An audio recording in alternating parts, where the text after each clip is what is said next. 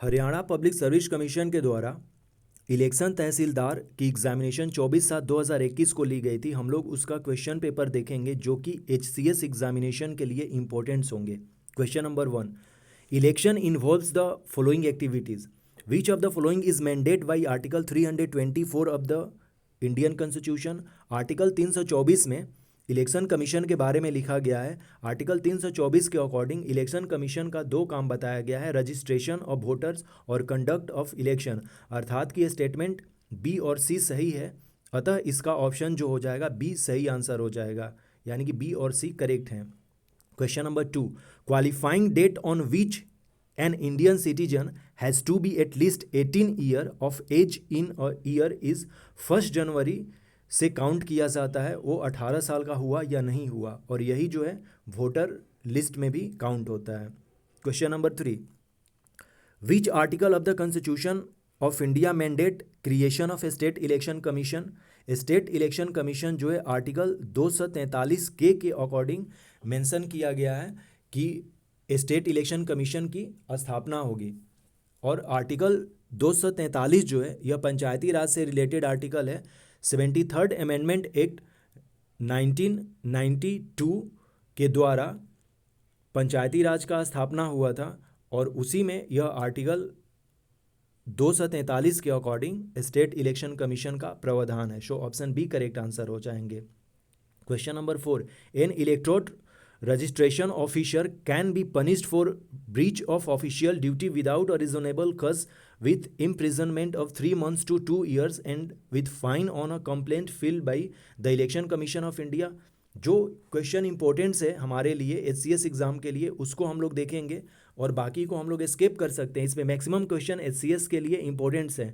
Question number 6, registration of political parties in India is done under the provision of representation of people act 1951। काफ़ी important है, option C correct answer हो जाएगा। Question number 7, a person can be registered as a voter if he she is all of the above. वो citizen of India होना चाहिए, not less then 18 year होना चाहिए उसका, और ordinary resident in the polling station area.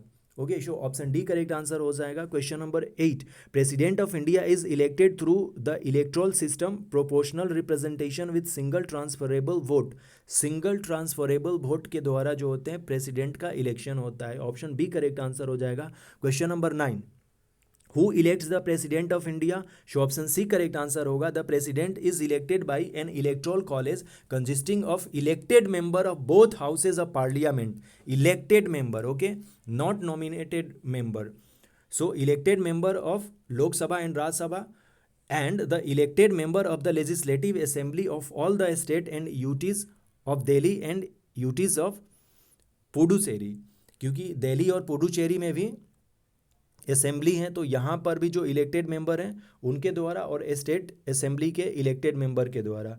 Question number 10, what is the term of the office of president. A term of 5 year from the date on which he or she enters upon his office. Option A correct answer. Question number 11, who conduct the election of the office of president of India. So election of the office of president of India is conducted by election commission of India। Election commission of India के ही द्वारा election कराया जाता है president का। Election commission 4 election कराती है, एक president, vice president, Lok Sabha और state assembly. Question number 12, which of the following is not a feature of election system in India. Communal electorate नहीं होता है इंडिया में, और बाकी जो है वो तीनों इलेक्शन का फीचर है इंडिया में। ऑप्शन डी करेक्ट आंसर हो जाएगा। Who appoints member of election commission of India. President of India जो होते हैं वो कराते हैं इलेक्शन कमीशन के मेंबर्स और चीफ इलेक्शन कमिश्नर का appointment. Question number 14, which among the following statement is false. A person can be a member of both Lok Sabha and Rajya Sabha at the same time. नहीं, यह बिल्कुल फॉल्स है। एक पर्सन एक बार में किसी एक ही सभा का मेंबर हो सकता है। Question number 15, what is the maximum allowed duration between the last session of the dissolved Lok Sabha and the recalling of the Lok Sabha। 6 months का मैक्सिमम हो सकता है, अर्थात कि एक साल में कम से कम 2 सेशन होने चाहिए। Question number 16, who can remove the vice president from his office? Parliament remove कर सकता है। Question number 17, the total number of minister including the prime minister shall not exceed 15% member of Lok Sabha से ज़्यादा नहीं होना चाहिए। Question number 18, the representative of the state in the Rajya Sabha are elected by which one of the following? So elected members of the state legislative assembly. और अभी जो है 24th chief election commissioner of India जो हैं वो सुशील चंद्रा हैं। सो इसे current affair में हमें कर लेना होगा। सुशील चंद्रा जो हैं अभी चीफ इलेक्शन कमिश्नर हैं। Question number 19, how many members are nominated by president to Rajya Sabha? 12 members को नॉमिनेट कर सकते हैं प्रेसिडेंट, लेकिन जो 2 नॉमिनेशन था लोकसभा में एंग्लो इंडियन का, वो अब 104 अमेंडमेंट एक्ट के थ्रू खत्म कर दिया गया है। अब केवल प्रेसिडेंट को राज्यसभा में ही नॉमिनेट करने का हक है, मतलब कि अब इनको पावर है, और लोकसभा वाला जो है वो हमेशा के लिए खत्म कर दिया गया है एंग्लो इंडियन की जो सीट थी। So question number 19 option C correct answer हो जाएगा। प्रेसिडेंट टू राज्यसभा 12 मेंबर्स को नॉमिनेट कर सकते हैं। Question number 20, constitution 73rd Amendment Act 1992 makes provision for 3-tier system of Panchayati Raj for all the state having population of above 20 lakhs. Option B correct answer हो जाएगा इसका। Question number 21 जो है, fundamental duties are included in the constitution by which of the following act? 42nd amendment act के through fundamental duties जोड़े गए थे, और अभी जो है फंडामेंटल ड्यूटीज 11 है, और फंडामेंटल ड्यूटीज जो है पार्ट 4A आर्टिकल 51A में लिखा गया है। Question number 42, which of the following are fundamental duties? All of the above हैं। Safeguarding public property, protecting the sovereignty, integrity and unity of India. और C में जो है developing scientific temper and humanism environment. So option D correct answer हो जाएगा। Question number 23, consider the following, the constituent assembly declare its firm and solemn resolve to proclaim India as an independent sovereign republic and to draw up for her future governance a constitution। यह objective resolution का statement था, और objective resolution तो जो था वो पंडित जवाहरलाल नेहरू के द्वारा 13 दिसंबर 1946 को लाया गया था, और इसे 22 जनवरी 1947 को अडॉप्ट कर लिया गया था कॉन्स्टिट्यूएंट असेंबली के द्वारा। ऑब्जेक्टिव रिजोल्यूशन, फिर से सुनिए, ऑब्जेक्टिव रिजोल्यूशन पंडित जवाहरलाल नेहरू के द्वारा कॉन्स्टिट्यूएंट असेंबली में 13 दिसंबर 1946 को लाया गया था, और उसे 22 जनवरी 1947 को कॉन्स्टिट्यूएंट असेंबली के द्वारा अडॉप्ट कर लिया गया था। Question number 24, which of the following article guarantee equality before law and equal protection of law for individual residing within the territory of India? So article 14 में यह लिखा गया है equality before law.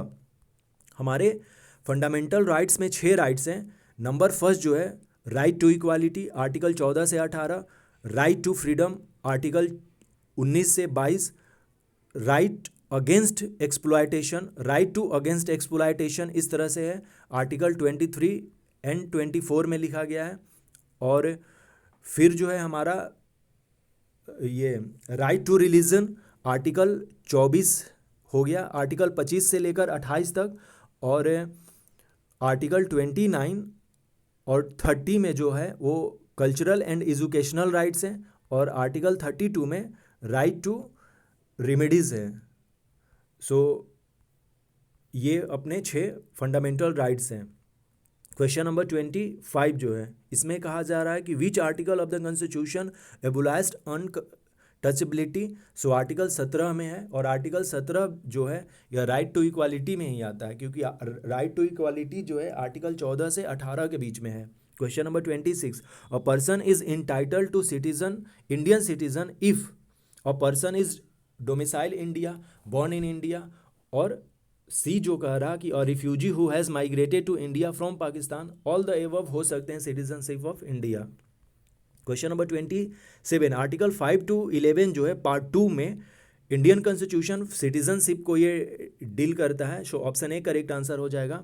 Question number 28, who is the final deciding authority on the question of disqualification by anti defection by member of Lok Sabha? So speaker of Lok Sabha, option A correct answer.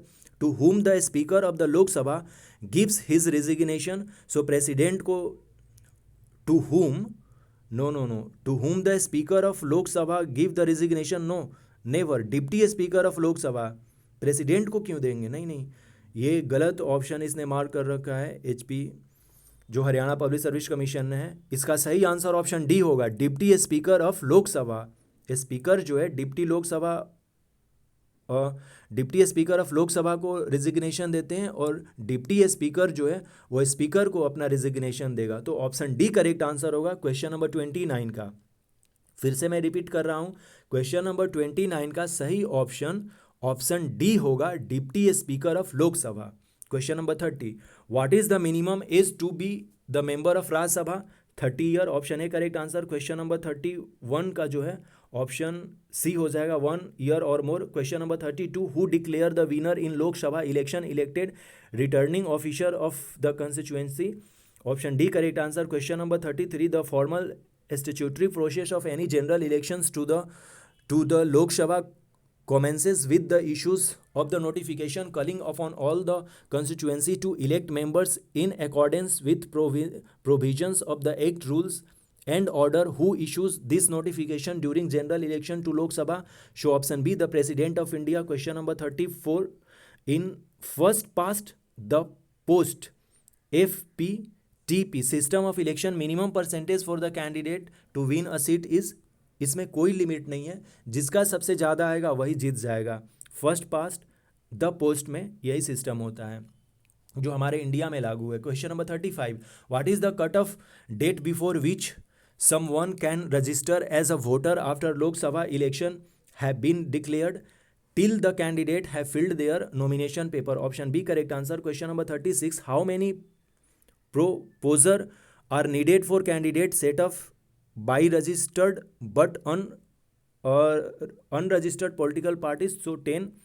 Question number 37, who is the following category is entitled to postal ballot, show a person under preventive detention, option B correct answer। VVPAT stand for voter verified paper audit trial, option B correct answer। VVPAT that means voter verified paper audit trial। Question number 39, full form of EPIC number जो होता है यानी कि electro photo identity card, option B correct answer. Member of Lok Sabha are elected through first past the post system, just अभी हम लोगों ने कहा कि जिसको ज़्यादा नंबर आ गया, वोट आ गया, वो जीत जाएगा, ऑप्शन बी करेक्ट आंसर होगा 40 का। Question number 41, from which date the term of the house commences, it commences from the date of point for the first meeting of the house after completion of the process of general election, option B correct answer। Question number 42, which article of the constitution bars interference of occurs till the election process is over, article 329। Question number 43, what is the maximum permissible strength of the council of state under the existing constitutional provision of the constitution? यह council of state पूछा जा रहा है, यानी कि राज्यसभा में maximum seat कितनी हो सकती हैं, 250, लेकिन अभी 245 में हम लोग भरते हैं अपने सीट को, लेकिन मैक्सिमम 250 हो सकती हैं। उसी तरह से लोकसभा में पहले 552 सीटें थीं, लेकिन अभी हम लोग जानते हैं कि 104 अमेंडमेंट एक्ट के थ्रू 2 जो सीट थी एंग्लो इंडियन की वो हटा दी गई हैं, तो अब जो है मैक्सिमम सीट जो है लोकसभा में 550 बची हुई हैं। तो मैक्सिमम 550 लोकसभा में हो सकती हैं और राज्यसभा में 250 हो सकती हैं।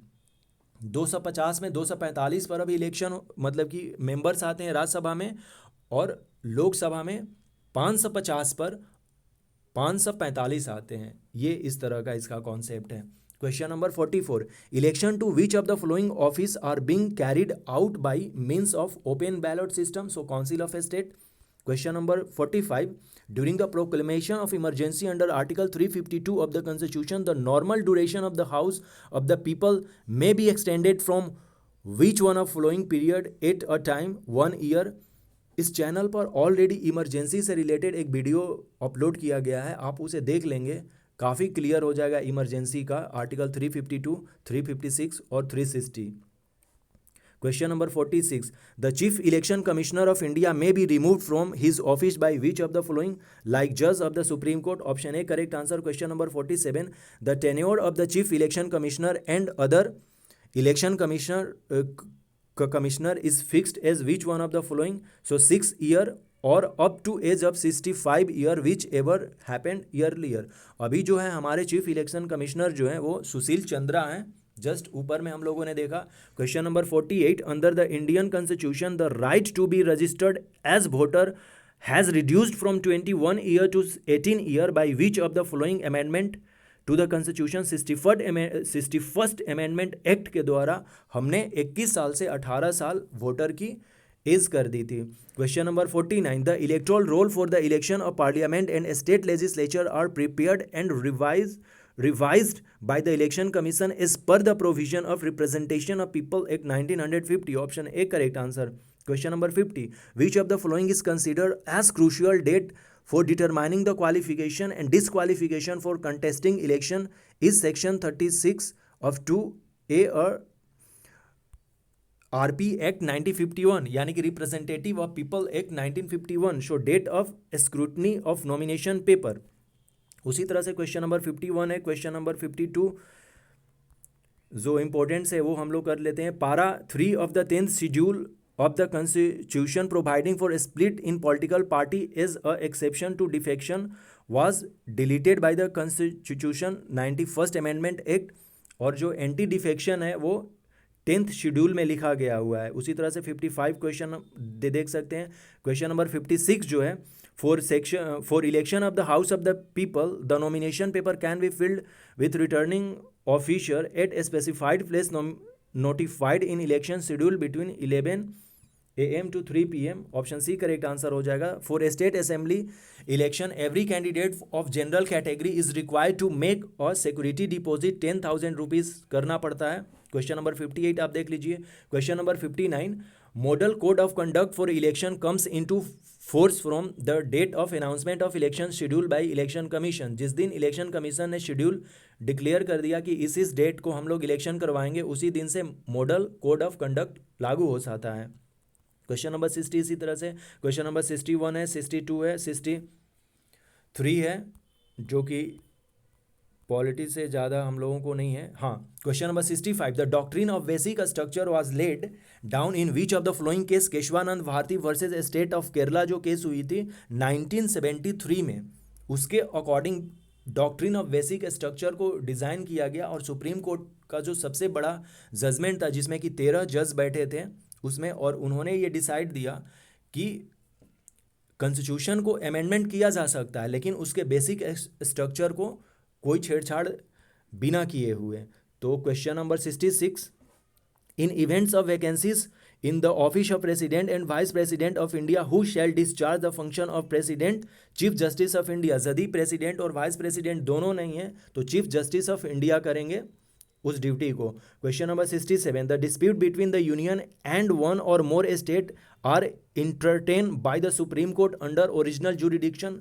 काफ़ी इंपॉर्टेंट क्वेश्चन है. क्वेश्चन नंबर 67 ओरिजिनल जुरिडिक्शन के अंडर में आता है यह union and one or more state का जो डिस्प्यूट है वो. Question number 68. द जजेस of the supreme court are appointed under article 124(2) by the president. Yes, जजेस और chief justice of supreme court वो सब प्रेसिडेंट के द्वारा अपॉइंट होते हैं. Question number 69. Residuary power of the legislation is vested in union parliament. Option D correct answer. Proclamation of emergency under article 352 can not be issued on which of the following show internal disturbance. 3 तरह से हमारा जो है national emergency जो कि article 352 में कहा गया है. मैं रिकमेंड करूंगा आपको जो इमरजेंसी वाला वीडियो है वो ज़रूर आप देखें. मैं यहाँ पर इसका लिंक मैं डिस्क्रिप्शन में दे दूंगा. नेशनल इमरजेंसी 3 कंडीशन में डिक्लेयर किया जा सकता है. War, external aggression and arm rebellion. Okay, internal disturbance के द्वारा नहीं किया जा सकता है. Question number 71. The executive power of the union is vested in which of the following.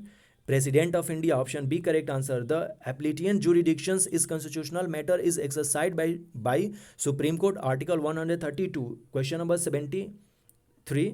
देख लीजिए question number 74, proclamation issued under article 352(1) may be the force without approval of parliament for period of 1 month। Okay, so option B इसका सही answer हो जाएगा। इसको देखना होगा, मुझे याद नहीं आ रहा, लग रहा कि ये 2 months या 3 months होना चाहिए। ओके, वैसे इमरजेंसी वाले वीडियो में मैंने इसका जिक्र किया है, आप डिस्क्रिप्शन वाले लिंक में जाकर देख लीजिए। क्वेश्चन नंबर 75, जजेस of the supreme court by removed from the office by passing a resolution in both house of parliament by special majority. Option B correct answer. Question number 76, power of the supreme court to punish for contempt is provide in which of the following. Article 129 में है contempt of court वाला जो case था। Question number 77, the repugnancy under Article 254 arise when law made by Parliament and state legislature pertain to list third में। Question number 78, residuary power of legislation is provided by which of the following Article 248। उसी तरह से question number 79, parliament may make law in state list on authorisation of council of state by not less than 2/3 majority under article 249। Question number 80, special sitting of Lok Sabha for revoking emergency must be held within how many days of the receipt of notice by the speaker or president as the case may be 14 days। Question number 81, at the commencement of the Constitution of India was having which of the following feature। 395 article, 22 parts and 8 schedule थे। आज हमारे पास 25 part हो गए हैं और 12 schedule हो गए हैं। पार्ट 22 ही लिखे रहेंगे, लेकिन जैसे कि आपको दिखेगा कि 4A इस तरह से पार्ट्स मिलेंगे और आर्टिकल में 470 प्लस आर्टिकल हो गए हैं। लेकिन जब हमारा कॉन्स्टिट्यूशन लागू हुआ था 26 जनवरी 1950 को, तब हमारे पास 395 आर्टिकल, 22 पार्ट और 8 शेड्यूल थे।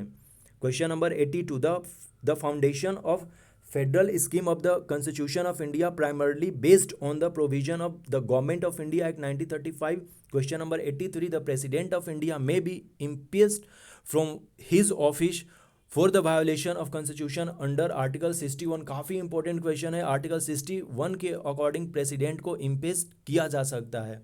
क्वेश्चन नंबर 84, इन डिस्प्यूट, और हाँ, इम्पीचमेंट का जो प्रोसेस है वो किसी भी हाउस में लाया जा सकता है, वो लोकसभा में भी लाया जा सकता है और राज्यसभा में भी लाया जा सकता है। Question number 84, the dispute relating to the office of president under article 71 the Supreme Court of India is having original jurisdiction। Question number 85, under Article 124(4) the judges of the Supreme Court may be removed on the proved ground of misbehavior or incapacity।